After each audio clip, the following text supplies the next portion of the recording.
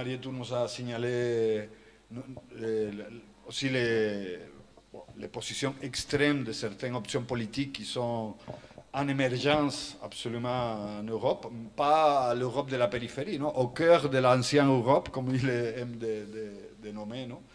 Mais en Espagne, on a aussi des expériences, non, de montée d'extrême droite qui, ça fait 10 ans, on ne pensait pas que ça c'était possible.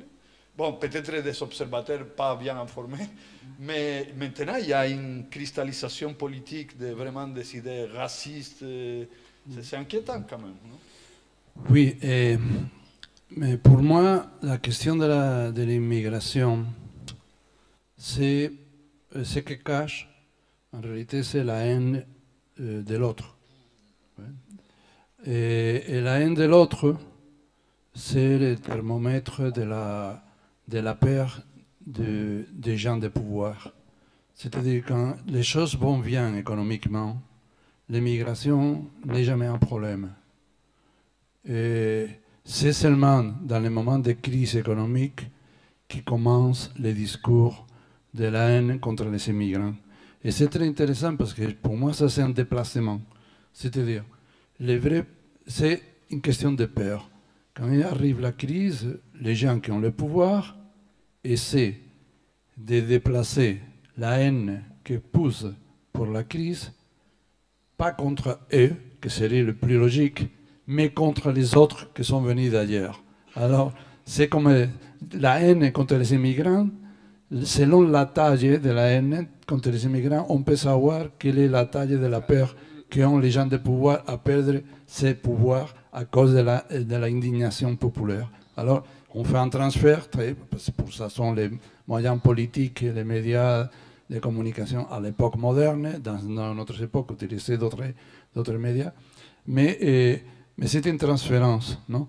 Et au moment qu'il y a eu des moments de grande migration, par exemple, de l'Espagne vers l'Amérique, où les immigrants ont été très bien reçus, et dans les années 60, qui étaient les années de développement économique en Europe, les Espagnols sont partis, 3 millions d'Espagnols en Allemagne, pratiquement tous, et ont été très bien reçus. Et quand les choses vont bien, l'immigration, ce n'est pas un problème. Mais ce que c'est très intéressant maintenant, c'est qu'au-delà de ces trucs de déplacer la haine, d'échapper de la haine des peuples contre toi en les faisant ici les autres, et en plus c'est complètement irrationnel parce qu'il y a des argumentations qui sont très drôles. Ils te disent par exemple en Espagne, on a un grand problème de sécurité sociale. Pourquoi? Parce qu'il n'y a pas assez nombre de travailleurs cotisants, la population est chaque fois plus vieille, il n'y a pas la famille entre peu d'enfants. Dans quelques années, on ne va pas pouvoir soutenir le système public le système de santé publique parce qu'il n'y a pas assez nombre de cotisants. Alors, mais nous sommes contre l'immigration. Je dis, excusez-moi, je me suis perdu dans ces façons de penser. Si les migrants arrivent, tu les donnes de travail, ils cotisent, alors tu vas avoir les cotisations nécessaires pour maintenir le système de santé publique. Alors, où est le problème? Le problème, c'est que toi, tu veux payer en noir aux immigrants sans les déclarer pas, c'est-à-dire tu veux les exploiter. Alors, d'un côté, tu les insultes, tu les détestes, de l'autre côté, tu obtiens tous les profits du monde, et en même temps, tu ne résoudrais pas, tu ne profites pas de ces immigrations pour résoudre d'autres problèmes comme serait celui de maintenir l'État, l'assistance sociale et tout ça. Alors on pratique une hypocrisie totale, non?